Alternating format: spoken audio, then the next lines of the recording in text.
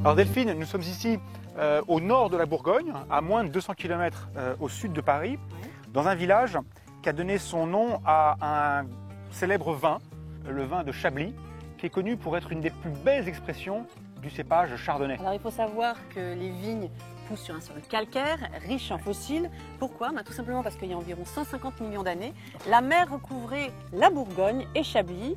Et d'ailleurs, il paraît que c'est une des caractéristiques du goût de ce vin, de ce Chablis. Écoute, on va essayer d'y voir plus clair en allant à la rencontre d'un grand nom du vin, d'un grand vigneron, Michel Laroche, propriétaire de 100 hectares à Chablis, et qui va nous expliquer les caractéristiques de ce vin organisé de manière très ordonnée. Petit Chablis, Chablis, Chablis premier cru, Chablis grand cru, comme ici.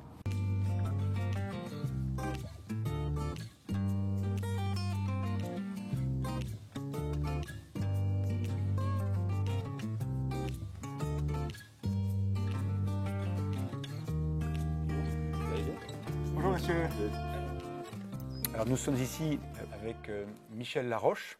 Vous produisez du vin depuis 1850, je crois, et vous représentez... 5e génération. Un Chablis, qu'est-ce que c'est? Chablis, qu'est-ce que c'est? Bon, alors, Chablis fait partie de la Bourgogne, mais il faut comprendre que nous sommes à 150 km au nord de la Bourgogne. 150 km, c'est déjà une distance importante en termes de température, ça n'est pas les mêmes sols.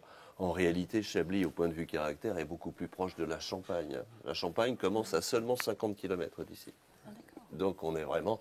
Quand je décris le Chablis, je parle de finesse, je parle d'élégance. Quand je parle de Côte d'Or, de Meursault ou de Puligny, je parle de richesse et de puissance. C'est des adjectifs un peu différents. Alors, la notion de terroir est une notion qui suscite beaucoup d'interrogations chez les amateurs et encore plus chez les néophytes. Qu'est-ce que c'est que le terroir? Pour moi, le terroir, c'est vraiment tous les éléments naturels sur lesquels l'homme n'a aucune influence. C'est-à-dire que c'est l'exposition, c'est la nature du sol, c'est le climat que je subis, c'est la pluviométrie, c'est les vents, c'est tous ces éléments sur lesquels je n'ai pas d'influence. À vous entendre, il n'y a rien à faire. Il n'y a rien à faire, il faut s'adapter au terroir, il faut le prendre comme il est, le respecter et planter ce qu'on peut dessus. Ce qu'on trouve incroyable, c'est qu'il existe à peine, quand on regarde cette carte du vignoble de Chablis, il existe à peine une colline entre Grenouille et Valmure. Oui, parce que c'est un ensemble, les grands crus. Vous avez 7 climats différents sur une surface de 100 hectares. C'est absolument minuscule. Donc il y a 7 noms de grands crus qui se répartissent sur 100 hectares, et 100 hectares, c'est pas très grand. Mais ma question, c'est, il ne peut pas y avoir autant de différence entre une colline. Eh bien écoutez, moi j'ai un exemple que je connais bien puisqu'on produit sur l'Éclos et sur Blanchot, et c'est séparé par un simple chemin. Et on fait des vins qui toujours sont assez différents. Et ça, c'est la notion de terroir. D'un côté, on a des sols parfaitement drainés, et de l'autre, on a des sols avec des argiles en profondeur qui sont capables de retenir de l'eau. Et donc, l'alimentation de la plante en eau est un peu différente, ce qui fait qu'on produit des vins de caractère plus souple que ce qu'on fait dans les clos. Au niveau du nez, au niveau de la notion de robe, souplesse, de l'acidité, de la structure. Les Blanchots est toujours un vin plus souple qu'on qualifie de plus féminin que les Clos, qui est plus austère et plus viril.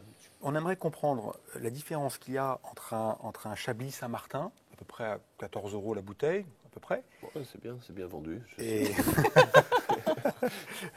Et un Chablis Grand Cru, Valmure ou une réserve de l'Obédience, qui est à 80 € la bouteille. Oui, bien sûr. On en produit 3600 bouteilles par an et c'est vraiment la crème de la crème.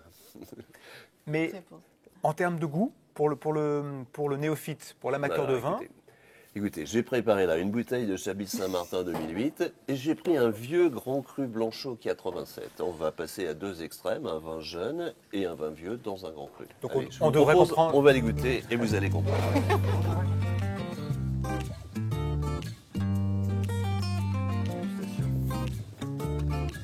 J'aime beaucoup boire du Chablis, comme le Chablis générique, ce que j'appelle le Chablis, comme le Chablis Saint-Martin.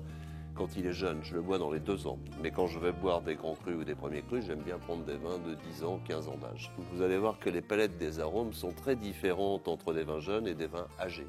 Mais on peut déjà regarder, Je regarde sur les bouteilles, c'est pas du tout les mêmes bouchons. Il y en a un qui a une capsule. Oui. Et j'imagine que le 87 a. Voilà, un oui, liège. ça, parce qu'à l'époque, en 87, on ne connaissait que le bouchage avec du liège. On a rencontré beaucoup de problèmes avec le liège, des problèmes de mauvais goût, des problèmes d'oxydation. Très souvent, vous avez des goût de bouteilles, bouchon, oui, le goût de bouchon, et puis des vins qui sont trop vieux, parce qu'ils sont oxydés, parce qu'il y a eu un apport d'oxygène qui est trop important. Et ça, c'est beaucoup, beaucoup plus étanche qu'un bouchon de liège. Vous savez déjà, entre une demi-bouteille et un magnum a la capacité de vieillir beaucoup plus, parce qu'un magnum reçoit 4 fois moins d'oxygène à cause du bouchage. Mais culturellement, c'est vrai qu'on a du mal en tant que Français. C'est un problème de culture, purement. Purement.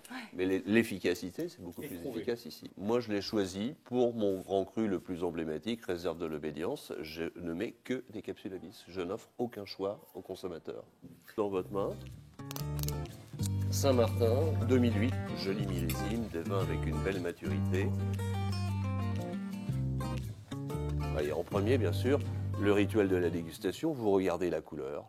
On a affaire à un vin de couleur très pâle, vous voyez. Ensuite, ce vin, bien, vous le sentez, parce que bien sûr, le contact avec le vin, c'est le nez qui est l'outil le plus important dans la dégustation. Et on peut faire justement comme ça, le faire bouger dans le verre Oui, il faut le faire bouger dans le verre, parce que quand vous le faites bouger dans le verre, vous mettez du vin sur les parois, et vous avez une plus grande surface d'évaporation.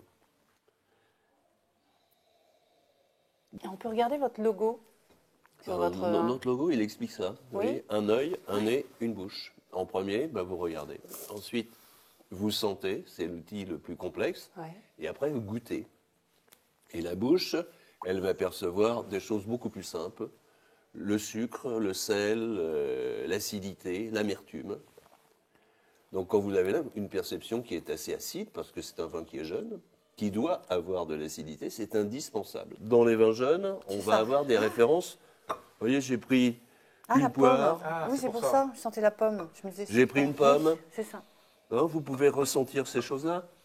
Sentez cette poire, c'est vraiment l'odeur d'un fruit qui est mûr, comme du raisin quand il est mûr. Aussi volontairement du citron, parce qu'on a un peu de caractère agrume.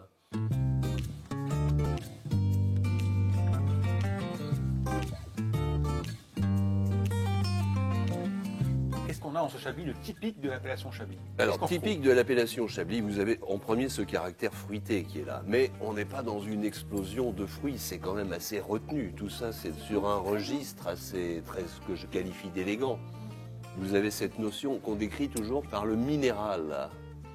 Le minéral, qui est sans doute une des notions les plus difficiles à comprendre, c'est cette espèce de référence au sol, à la pierre. Je n'ai jamais mangé de pierre, vous non plus, Vous je voulez présume. pas, mais Jean-Jérôme... On en a pris une le belle test. d'ailleurs, qui est une pierre de chiméridien, typique des sols de Chablis. Ça, on sent le minéral. Sans. Non, je ne vais pas manger, j'ai Mais déjà perdu. sans, tu vas voir. Sentir. Tu sens? Oui, je sens. Alors écoutez, maintenant, je vais vous proposer de goûter un vin qui est beaucoup plus âgé, un 87. L'année de ma naissance. 22 ans, c'est merveilleux. Est-ce que vous pouvez nous parler un petit peu de la hiérarchie des crus? Donc, il y a des petits Chablis et Alors, ensuite on a des... Absolument. Donc à Chablis, vous avez vu, c'est une région où il y a des coteaux en extérieur. Donc les plateaux, petits Chablis. Et dès que vous allez sur les coteaux, c'est classé en Chablis, en premier cru, et en grand cru pour l'endroit le meilleur des... Justement, Mais vous jouez avec l'orientation. Vous savez, le vignoble de Chablis est très très au nord. Nous sommes voisins de la Champagne ici. Donc c'est très important. Les faces nord ont beaucoup moins de soleil que les faces sud. Donc en général, c'est le Chablis qui est exposé au nord et tous les premiers crus qui sont les endroits les mieux exposés, abrités des vents, où vous avez des températures supérieures.